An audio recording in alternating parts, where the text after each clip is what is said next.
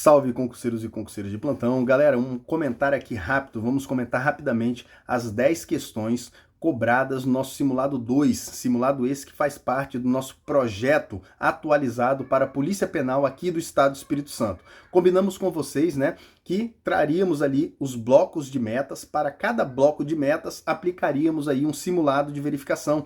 Percebam que aqui, ó, nós estamos tratando das metas relacionadas a direito penal que foram cobradas no simulado 2. Então nós colocamos lá que você fizesse a leitura do artigo 13 ao artigo 25, né, do Código Penal, conforme aqui link aqui direcionando para o Planalto, né, o Código Penal atualizado, que você fizesse, que você assistisse aos vídeos aqui linkados, né, com aulas gratuitas disponíveis aí na internet, ou utilizar o seu próprio material de apoio, não é verdade? Então, a ideia é o quê? Você cumprisse essas metas e depois se resolvesse essas questões, essas 10 questões, você simplesmente lendo do artigo 13 ao artigo 25 e assistindo a esses vídeos aqui, você não erraria nenhuma questão. E eu vou te provar isso agora. Facilmente você acertaria, porque aqui, ó, olha a questão número 41. A questão número 41 fala o seguinte: analise o seguinte caso hipotético.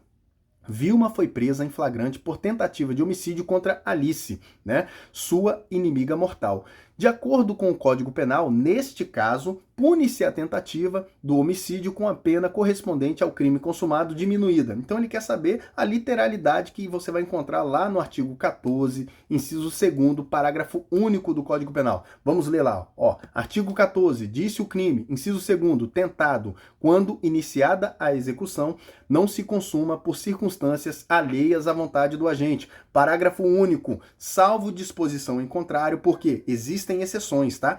Então aqui ele já trouxe aqui o alerta que salvo disposição em contrário, porque você pode encontrar, existem figuras penais em que a tentativa ela é punida com a mesma pena prevista para o crime consumado. Então, salvo disposição em contrário, a regra é o quê? Pune-se a tentativa com a pena correspondente ao crime consumado diminuída de 1 a 2/3. Então, exatamente o que está previsto aqui na alternativa E, nosso gabarito, alternativa E. Uma questão que muita gente boa, que conhece direito penal aprofundado, doutrina, jurisprudência, acaba errando na prova, porque não lembra da literalidade da lei. A literalidade é obrigação. Então isso está escrito expressamente lá no seu Código Penal, você tem que gravar, beleza? Então, gabarito letra E da questão número 41. A questão número 42 vai falar o seguinte, ó: no que concerne ao crime, entre parênteses, Código Penal, artigos 13 ao 25, é o nosso objeto de estudo. Analise a alternativa correta. Vamos direto para o gabarito, galera. Olha aqui, ó,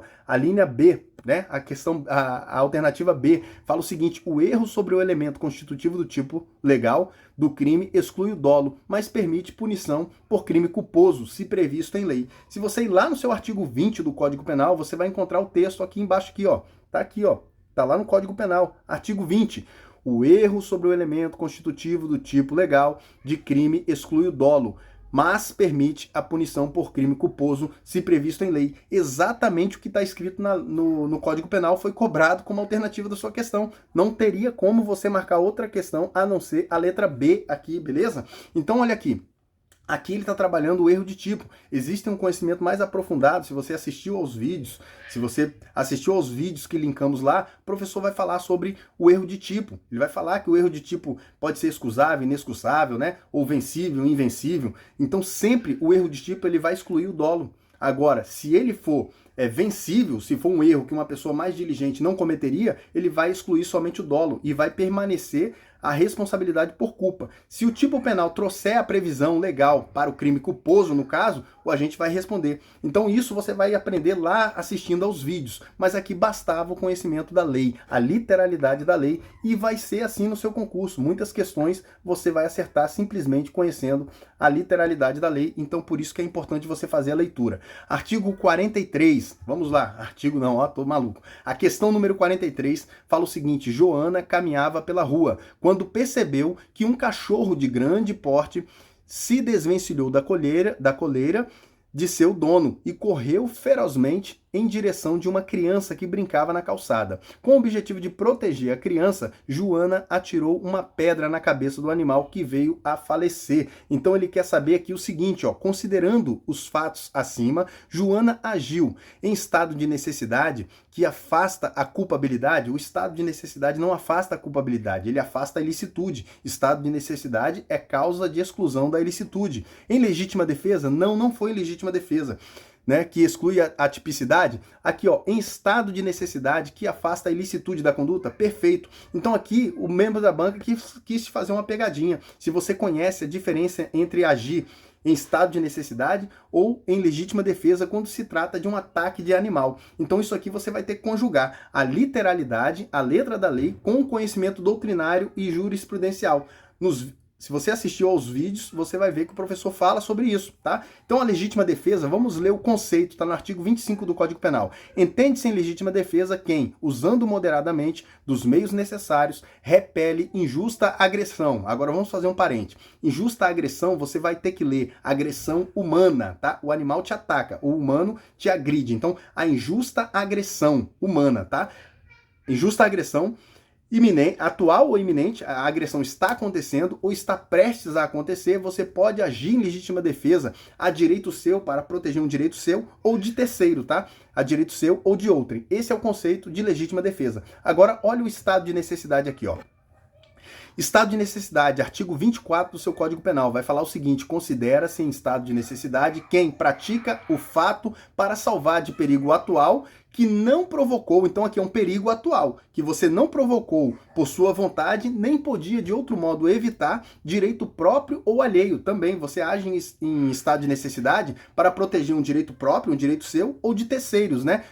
Que ele fala aqui, ó, ou alheio, cujo sacrifício nas circunstâncias não era razoável exigir-se. Então não era razoável deixar o animal atacar a criança. Então o sacrifício não era razoável exigir. Então ela agiu em estado de necessidade, galera. Aqui era o animal, era uma situação de fato, né? Então aqui ela estava diante de uma situação de perigo atual, né? E ela agiu em estado de necessidade, não legítima defesa. Agora cabe um alerta aqui.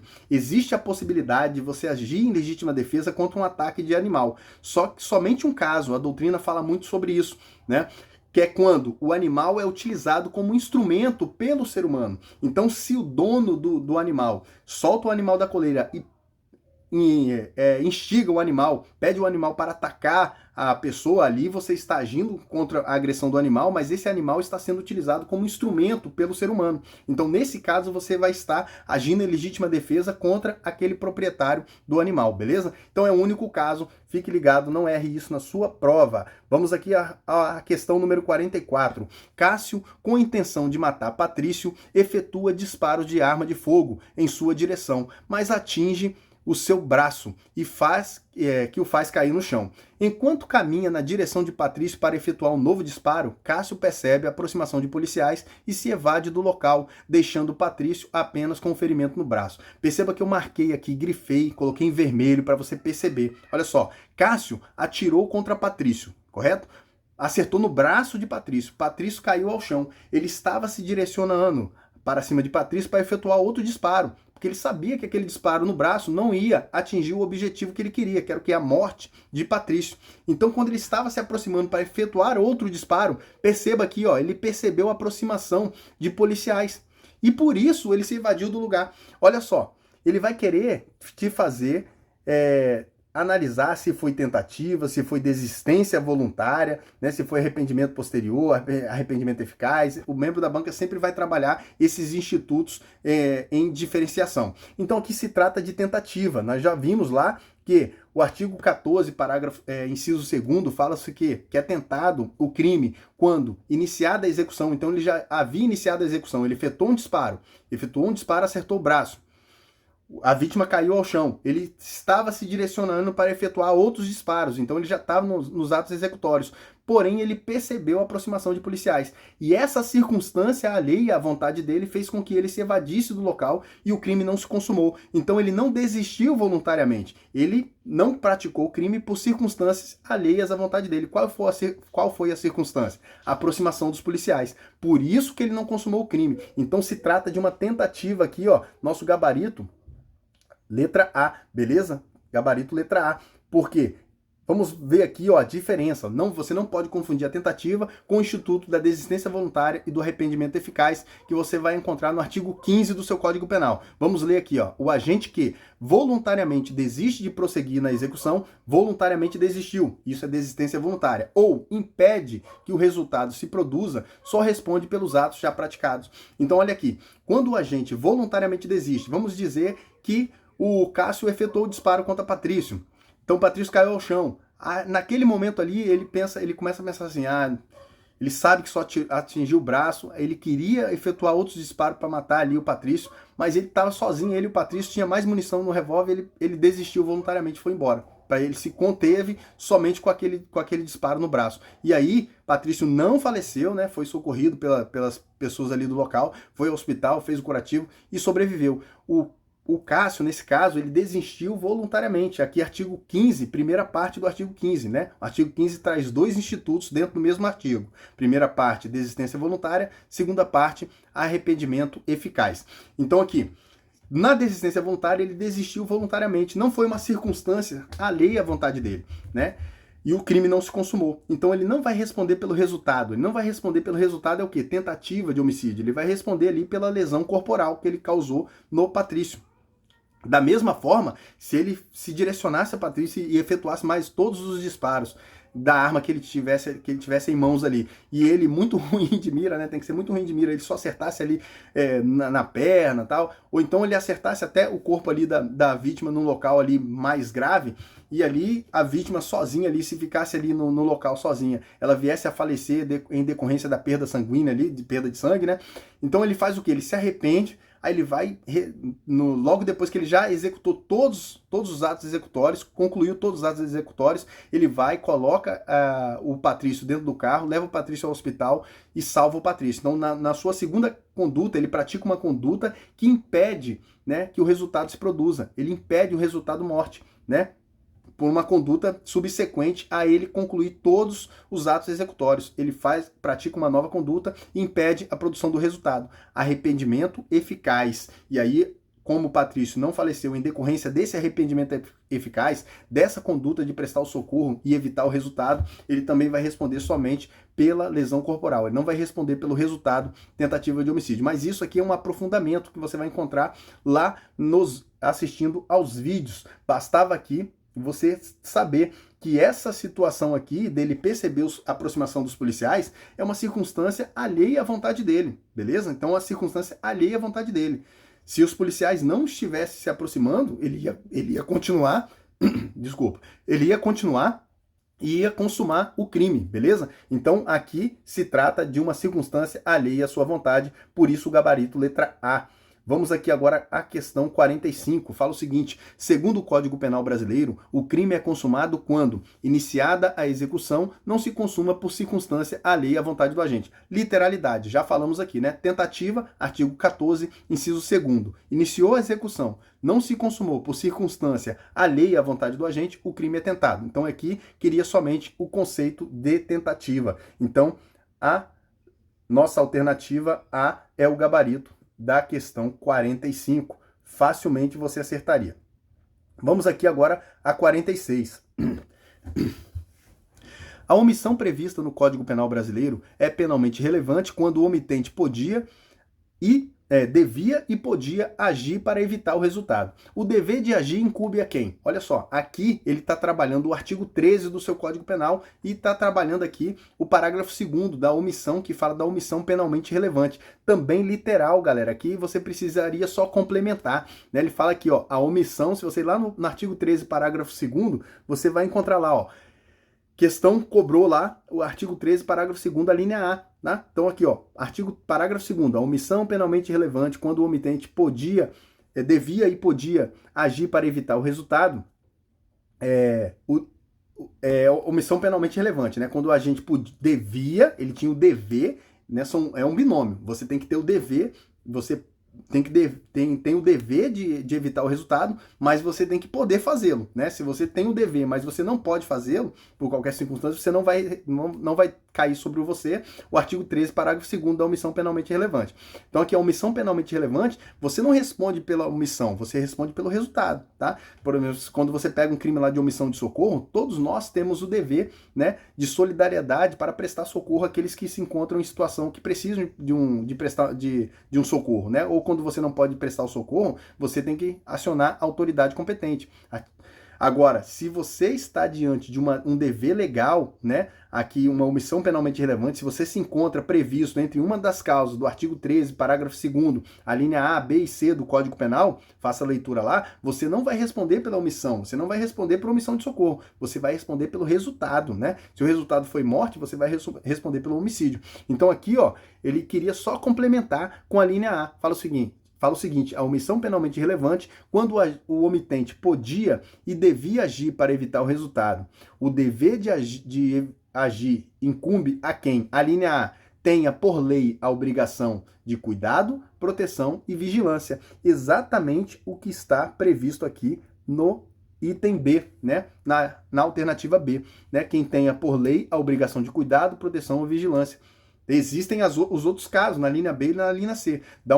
Faz uma leitura lá que você vai ver. Então aqui bastava o conhecimento também literalidade da lei. Agora vamos aqui à questão número 47. Questão número 47 fala o seguinte: em relação ao crime consumado, de acordo com o artigo 14 do Código Penal Brasileiro, é correto afirmar que... Então veja bem, já vimos aqui o conceito de crime tentado. Agora ele quer o conceito de crime consumado. Crime tentado, falamos lá, iniciou a execução, não consumou por circunstância alheia à vontade do agente. Então faltou um elemento, o quê? O elemento consumar, o elemento resultado, né? Faltou esse elemento de consumação. Para que, se acontecesse o elemento consumar, nós estaríamos diante de um crime consumado. Porque no crime consumado, ele se reúne todos os elementos da sua configuração legal. Exatamente o que está previsto no artigo 14, inciso 2 do Código Penal. Fala o seguinte: disse o crime consumado quando nele se reúnem todos os elementos de sua definição legal. Quais são os elementos?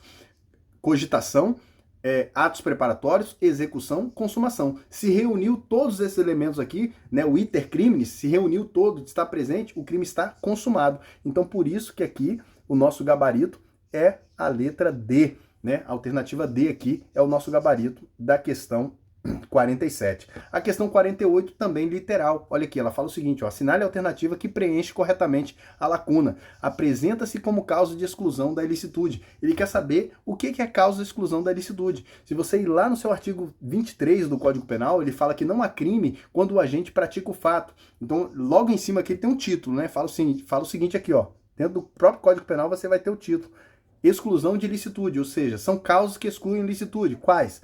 Em estado de necessidade, em legítima defesa, em estrito cumprimento do dever legal ou no exercício regular de direito. Então, essas aqui, ó, são as causas de exclusão da ilicitude. Ele quer saber o que é uma causa de exclusão da ilicitude dentro das alternativas que ele trouxe. E aqui, de cara, a letra A já traz o exercício regular de direito. É o nosso gabarito, tá? Se você olhar as demais aqui, ó, vai falar, ó, a letra B, a inimputabilidade, não, isso aqui exclui a culpabilidade. A coação moral irresistível exclui a culpabilidade. Lembra lá, a coação moral exclui a culpabilidade. Coação moral irresistível exclui a culpabilidade. Coação física irresistível exclui a tipicidade, porque não vai haver conduta voluntária, beleza? Isso também está nos vídeos, né? Um aprofundamento. Aqui é literal, a maioria das questões cai literal. E você não pode errar a questão literal. Aqui, ó, a letra D, obediência hierárquica. A obediência e a ordem manifestamente, não manifestamente ilegal, também vai excluir a culpabilidade e não a ilicitude. Aqui o erro sobre a ilicitude do fato. Vimos lá que é uma causa de exclusão de tipicidade, né? Já vimos uma questão anterior aí que falou sobre o erro de tipo. Agora a questão 49 fala o seguinte, ó: Herodes, portando uma faca, desfere golpe em Kublai Khan, nossa, que nome louco, que cai em terra. Apesar disso, Herodes não continua com seu ataque retirando-se imediatamente do local. Novamente eu marquei para fazer uma diferença lá da aproximação dos policiais, lembra? Naquela questão que fala da aproximação dos policiais que fez com que o agente se evadisse do local, aqui é diferente. Ele voluntariamente se retirou do local. Então veja bem que ele portando uma faca, ele desferiu um golpe na vítima e ele não quis continuar, né? Ele não continuou nos atos executórios, né, de atacar a vítima, de agredir a vítima, e se retirou do local. Então, nesse caso, nos termos do Código Penal, aqui a gente vai estar diante da desistência voluntária, claramente, galera. Tá? Artigo 15, primeira parte, o agente que voluntariamente desiste de prosseguir na execução ou impede o resultado, ele só responde pelos atos praticados. Então, ele só vai responder por lesão corporal. Isso se a vítima não falecer, tá? Não fala aqui a questão, mas aqui ele quer saber qual é o instituto, é desistência voluntária. Você pega aqui, ó, fuga legítima, não tem nada a ver, uma viagem do membro da banca, sistema impossível, nossa, sistemática impossível, crime impossível, nem se aproximou, né, do crime impossível do artigo 17. Hostilidade recolhida, meu Deus, é muita viagem, ó, aqui, ó, se chama encheção de linguiça do membro da banca, nada disso aqui. Então trata-se aqui de desistência voluntária. Ah, Marcelo, mas a questão, desculpa galera, não tá bravo hoje. Ah, Marcelo, mas a questão não fala se a vítima faleceu ou não faleceu, mas você vai falar que faleceu ou não faleceu? A questão não tá falando que ele praticou, atacou a vítima com uma faca, depois ele desistiu de continuar nos ataques e saiu do local. Então, basta aqui você perceber que se trata aqui de uma desistência voluntária, beleza? Então, facilmente você acertaria essa questão. E agora, a última questão, a única questão que você precisaria aí de um conhecimento doutrinário, jurisprudencial para respondê-la. E se você assistiu, vou perguntar para você, você assistiu o vídeo que coloquei no link? Você assistiu o vídeo? Você assistiu o vídeo? Então, se você assistiu o vídeo, quero lembrá-lo que português é fundamental para a sua questão, tá? Para a sua prova. Português é fundamental. Então, você não assiste o vídeo, você assiste ao vídeo, tá? Então, aqui o verbo assistir, ele tem... ele exige a preposição a, no sentido de ver, tá? Então, se você assistiu aos vídeos que eu coloquei lá no link, no seu programa de estudo, você vai perceber que o professor vai fazer a diferenciação da tentativa branca ou incruenta da tentativa vermelha ou cruenta. O macete bizu de prova que a galera usa é o quê? Na tentativa vermelha é quando produz sangue. Você atingiu a vítima, produziu sangue. Aí você lembra também da tentativa cruenta. Por quê? A tentativa vermelha ela é a mesma coisa da tentativa cruenta, porque você lembra da carne crua que produz sangue. Então, a tentativa vermelha ou cruenta é aquela em que a conduta do agente criminoso atinge o corpo da vítima e produz sangue nela, por isso vermelha, cruenta. Agora, quando a tentativa é incruenta ou branca, é quando a conduta do agente criminoso não atinge a vítima, tá? Então não atingiu a vítima, não produziu sangue, não é vermelha, é branca. E não é cruenta, porque a carne incruenta, ela não produz sangue, então ela é tentativa branca ou incruenta. Mas aqui, o conceito mesmo acadêmico, correto de você falar, é o seguinte: quando a conduta do agente criminoso não alcança o objeto material do crime, tá? O objeto material do crime de homicídio é o quê? O corpo humano, a vida humana, o corpo humano, tá? Então, se aqui, ó, Becht saca de um revólver e desfere 6 tiros na direção de Bebezão, né, para resolver um determinado ocorrido em determinado bar, para resolver um desentendimento, né, ocorrido em determinado bar. Nenhum dos disparos atinge a vítima, ou seja, nenhum dos disparos de Becht atingiu o Bebezão. Então, se nenhum dos disparos atingiu, ele vai responder por tentativa branca, né? A tentativa dele é branca, porque não atingiu o corpo da vítima. A conduta criminosa do agente não alcançou o objeto material, o corpo de Bebezão. Tá? Então, se não alcançou, a tentativa é branca ou incruenta, beleza? Então, essas foram as questões. Espero que vocês estejam estudando. Logo, logo esse edital vai estar na praça. Faça isso com todas as questões que colocamos. Tenham a certeza de que se vocês pegarem o material que colocamos lá para fazer a leitura, assistirem aos vídeos que estão linkados, vocês não terão dificuldade em responder nenhuma questão das que colocamos lá para você. Lembrem-se, não tem como a gente esgotar todo o assunto. Você precisa fazer o estudo através de questões dessa forma. Ó, nós tratamos aqui sobre tentativa. Ó, eu não sabia, eu não tinha esse conhecimento da tentativa branca, incruenta.